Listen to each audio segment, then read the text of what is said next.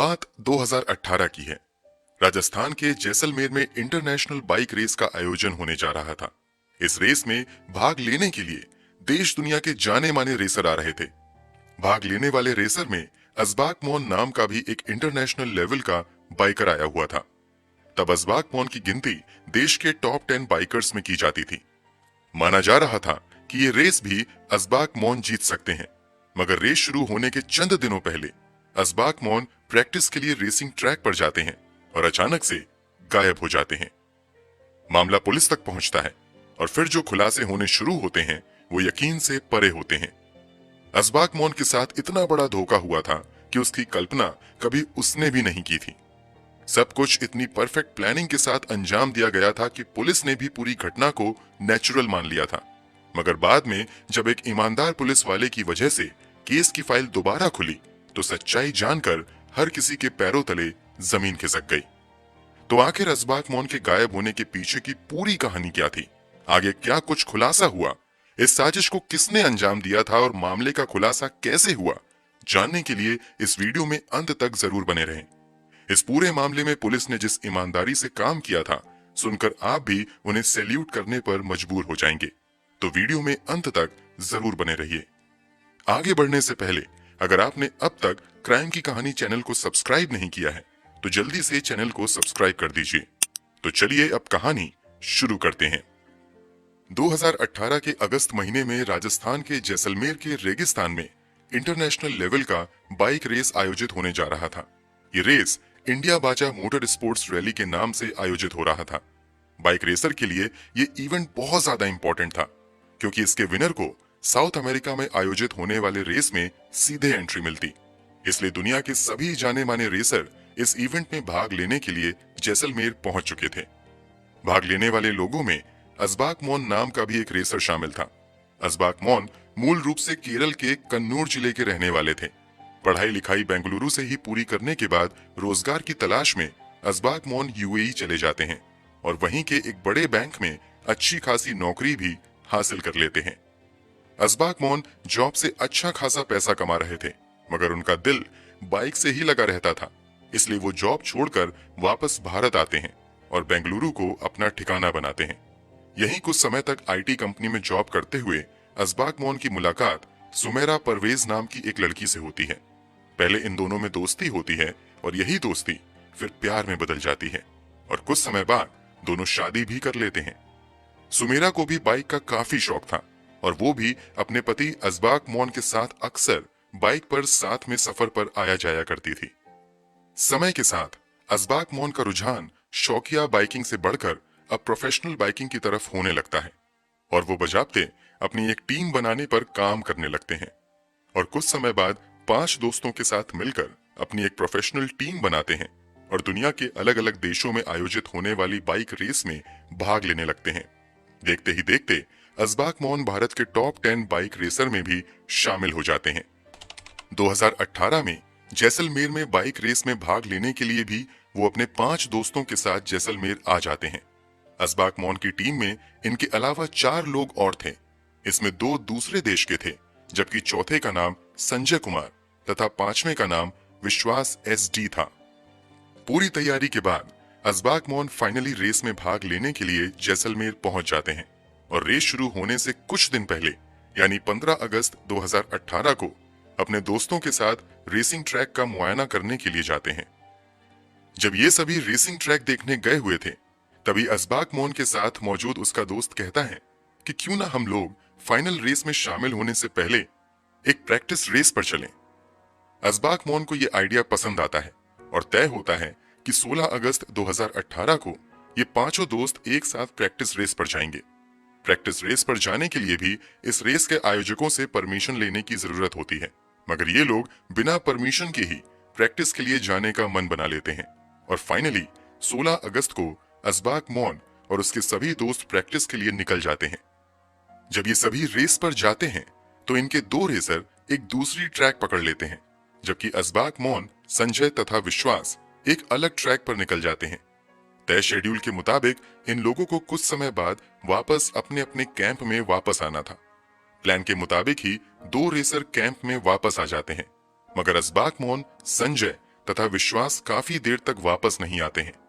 यहाँ तक कि कई घंटे बीत जाते हैं, मगर इन तीनों का कहीं भी अता पता नहीं चलता है। जब शाम तेजी से ढलने लगती है, तब संजय और विश्वास वापस कैंप में आते हैं और वहां मौजूद लोगों से असबाक मौन के बारे में पूछते हैं। वहां मौजूद लोग उल्टे जवाब देते हैं कि ये तो हम लोग तुमसे जानना चाहते हैं कि जब तुम सभी लोग एक साथ गए थे तो फिर असबाक मौन कहां चला गया। जवाब में संजय और विश्वास कहते हैं कि रास्ते में असबाक मौन ने हम दोनों से अलग रास्ते पर चलने के लिए कहा और वो खुद ही अलग रास्ते पर चला गया। जब काफी देर हो गई तो हम लोगों ने उसे ढूंढने का काफी प्रयास किया, मगर वो नहीं मिला। शायद वो कहीं रास्ता भटक गया है। संजय तथा विश्वास के इस खुलासे के बाद पूरे कैंप में हड़कंप मच जाता है और तुरंत पूरी टीम असबाक मौन को खोजने में लग जाती है। कई घंटों की मेहनत के बाद भी जब असबाक मौन का कहीं अता पता नहीं चलता है, तो अब मामला पास के शाहगढ़ पुलिस स्टेशन में चला जाता है। मामला एक अंतर्राष्ट्रीय स्तर के बाइक रेसर के गायब होने का था, इसलिए पुलिस भी तुरंत हरकत में आ जाती है और पुलिस की कई टीम वीरान रेगिस्तान में असबाक मौन को ढूंढने निकल जाती है। सैकड़ों किलोमीटर के क्षेत्रफल में फैले हुए रेगिस्तान में असबाक मौन को ढूंढना रेत में सुई ढूंढने जैसा था, मगर पुलिस वाले हिम्मत नहीं हारते हैं और अगले 2 दिनों तक असबाक मौन की तलाश जारी रहती है, मगर कहीं भी असबाक मौन का अता पता नहीं चलता है। जब असबाक मौन को ढूंढना मुश्किल होने लगता है, तो खोज दल में और लोगों को शामिल किया जाता है तथा जांच का दायरा बढ़ाते हुए बड़े स्तर पर असबाक मौन की तलाश शुरू होती है। इधर लगातार असबाक मौन का फोन भी ट्राई किया जाता है, मगर पहले उसका फोन अनरीचेबल बताता है और फिर कुछ समय बाद फोन स्विच ऑफ हो जाता है। असबाक मौन के गायब होने की खबर बेंगलुरु में रह रही असबाक मौन की पत्नी सुमेरा परवेज को भी देती जाती है। पति के गायब होने की खबर सुनते ही सुमेरा भी तत्काल ही फ्लाइट लेकर बेंगलुरु से जैसलमेर पहुंच जाती हैं। 18 अगस्त 2018 को एक बार फिर से असबाक मौन की तलाश शुरू होती है। शुरू के कई घंटे यूं ही बीत जाते हैं, मगर असबाक मौन का अता पता नहीं चलता है। हालांकि जब खोजबीन को 5 घंटे से ज्यादा बीत जाते हैं, तो खोज में लगे हुए कुछ लोगों को रेत के नीचे कुछ अजीब सा दिखाई देता है। जब वो सभी करीब जाते हैं, तो देखते हैं कि रेत के ढेर के नीचे किसी की लाश पड़ी हुई है। तुरंत उस लाश को वहां से निकाला जाता है। असबाक मौन के दोस्त नीरज और विश्वास उस लाश की पहचान असबाक मौन के तौर पर करते हैं। असबाक मौन की मौत की खबर से रेसिंग की दुनिया से जुड़े लोगों को गहरा सदमा पहुंचता है। हर कोई शॉक्ड था कि वो रेसर, जिसे रेस शुरू होने से पहले विनर तक माना जा रहा था, वो बेहद ही रहस्यमयी तरीके से रेतों के ढेर में मरा हुआ पड़ा था। रेगिस्तान की जला देने वाली गर्मी में लगातार 2 दिनों तक पड़े रहने की वजह से शव की हालत बहुत ज्यादा बिगड़ चुकी थी। लाश की हालत को देखकर अंदाजा लग रहा था कि असबाक मौन शायद रास्ता भटक कर यहां तक पहुंच गया और फिर भूख प्यास की वजह से तड़प तड़प कर उसकी मौत हो गई। असबाक मौन का शव मिलने के बाद पुलिस सेक्शन 174 के तहत मामला दर्ज कर शव को पोस्टमार्टम के लिए भेज देती है। इधर असबाक मौन की पत्नी जब जैसलमेर पहुंच जाती हैं, तो पुलिस वाले उससे पूछते हैं कि क्या आपको किसी पर शक है या असबाक मौन की किसी से कोई दुश्मनी रही है। जवाब में सुमेरा कहती हैं कि ना तो उसको किसी पर शक है और ना ही असबाक मौन की किसी से कोई दुश्मनी थी। शायद असबाक मौन की मौत रेतीले मैदान में रास्ता भटकने की वजह से भूख और प्यास के कारण हो गई है, क्योंकि असबाक मौन की मौत को लेकर किसी ने किसी भी तरह का शक नहीं जताया था। इसलिए मामूली धाराओं के तहत मामला दर्ज करते हुए पोस्टमार्टम के बाद शव असबाक मौन की पत्नी के हवाले कर दिया जाता है। इधर पोस्टमार्टम रिपोर्ट भी आती है और केस की फाइल में ही कहीं दबकर रह जाती है। कुछ साल बीत जाने के बाद सब कोई अपनी नॉर्मल जिंदगी जीने लगता है, यहाँ तक कि असबाक मौन की पत्नी भी कथित तौर पर दूसरी शादी कर लेती हैं। हर किसी के लिए असबाक मौन की मौत एक नेचुरल डेथ थी, मगर असबाक मौन के भाई तथा मां को यकीन नहीं हो रहा था कि ये एक सामान्य मौत है। ये लोग अपने स्तर से आवाज उठाने की कोशिश करते हैं, जैसलमेर पुलिस से मामले की अच्छे से जांच करने की गुहार लगाते हैं, मगर कोई भी इन लोगों की बातों की ओर ध्यान नहीं देता है। इस तरह 3 साल बीत जाते हैं। जिस इलाके में ये घटना हुई थी, उसी इलाके में साल दर साल कई अधिकारी बदलते हैं, मगर कोई भी असबाक मौन की फाइल की तरफ ध्यान नहीं देता है। बात साल 2020 की है। इस साल जैसलमेर का नया एसपी अजय सिंह को बनाया जाता है। अजय सिंह की छवि एक साफ सुथरे और इंसाफ पसंद अधिकारी के तौर पर रही है। जैसलमेर के एसपी का पदभार संभालने के बाद अजय सिंह अपने अधिकार क्षेत्र में आने वाले सभी थानों से लंबित पड़े मामलों की फाइल मंगवाते हैं और उन सभी पर गौर करना शुरू कर देते हैं। इसी बीच उनके पास 3 साल पुराना असबाक मोहन वाला फाइल भी आता है। इस केस की जांच कर रहे अधिकारी एसपी साहब के सामने इस केस को नेचुरल डेथ का मामला बताते हुए बंद करने की सिफारिश करते हैं, मगर अजय सिंह केस बंद करने की बजाय उस फाइल को अलग रखकर खुद ही पढ़ने का फैसला करते हैं। अब यहां से कुछ हिला देने वाले खुलासे होने शुरू होते हैं। एसपी अजय सिंह की नजर उन बातों पर पड़ती है जिसे आज तक किसी ने पलटकर पढ़ना तक जरूरी नहीं समझा था। जैसे ही अजय सिंह केस की फाइल पलटते हैं, उनकी नजर पोस्टमार्टम रिपोर्ट पर पड़ती है। पोस्टमार्टम रिपोर्ट में लिखा हुआ था कि असबाक मोहन के गर्दन की हड्डी टूटी हुई थी। केस फाइल में आगे दर्ज था कि जब असबाक मोहन की लाश मिली तो वहीं पर उसकी बाइक स्टैंड पर खड़ी थी और उसका हेलमेट बाइक पर रखा हुआ था। अब यहाँ एसपी साहब का माथा ठनकता है और वो सवाल उठाते हैं कि अगर किसी की गर्दन की हड्डी टूटी है तो वो अपनी बाइक खुद ही कैसे सही सलामत स्टैंड पर खड़ी कर सकता है और कैसे अपनी हेलमेट उतार कर बाइक पर रख सकता है, क्योंकि गर्दन की हड्डी टूटने का मतलब था कि तुरंत उसकी मौत हो जाएगी या फिर वो इस तरह पैरालाइज्ड हो जाएगा कि उसका हाथ पैर भी हिलना डुलना बंद हो जाएगा। जब एसपी साहब फाइल आगे पलटते हैं तो पोस्टमार्टम रिपोर्ट में लिखा हुआ मिलता है कि मरने वाले शख्स के पेट में कुछ अनडाइजेस्टेड फूड भी पाया गया था। मतलब मरने से कुछ देर पहले उस शख्स ने कुछ खाया था। अब ये सवाल उठने लगता है कि जिस व्यक्ति के पेट में अभी भी कुछ अनडाइजेस्टेड फूड बचा हुआ है, उसकी मौत भूख और प्यास से कैसे हो सकती है। पोस्टमार्टम रिपोर्ट में यह भी लिखा हुआ था कि गर्दन की हड्डी बैठने की हालत में टूटी है। मतलब कोई व्यक्ति खुद ही बैठकर अपनी गर्दन कैसे और क्यों तोड़ेगा। इतना ही नहीं, पहले दावा किया गया था कि रास्ता भटकने की वजह से असबाक मोहन के बाइक की पेट्रोल खत्म हो गई। इस कारण वो आगे कहीं नहीं जा पाया और रेतीले मैदान में फंस गया। मगर जांच रिपोर्ट में यह भी दर्ज मिलता है कि अब भी मोहन की बाइक में लगभग आधा लीटर पेट्रोल बचा हुआ था, जिसकी मदद से वो आसानी से पास के गांव जाकर मदद मांग सकता था। एफआईआर के मुताबिक मोहन का मोबाइल गायब था।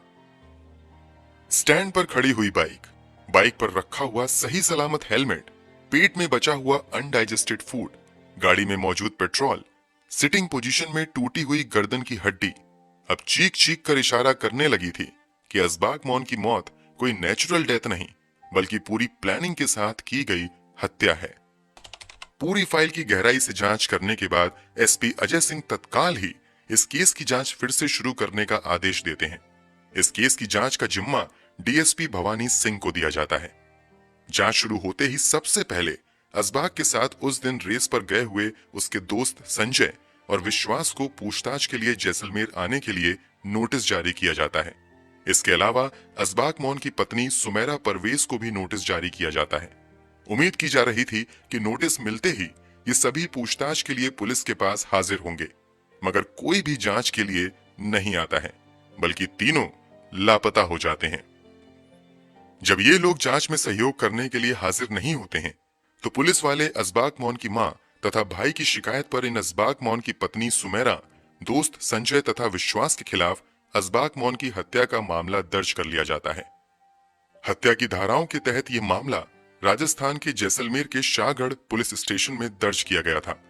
आपको जानकर हैरानी होगी कि 28 साल में यह पहली बार था जब शाहगढ़ पुलिस स्टेशन में हत्या का मामला दर्ज किया जा रहा था।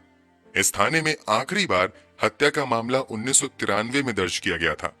इस थाने के अंतर्गत लगभग 4000 लोगों की आबादी भी आती है, मगर यहाँ अपराध ना के बराबर होता है।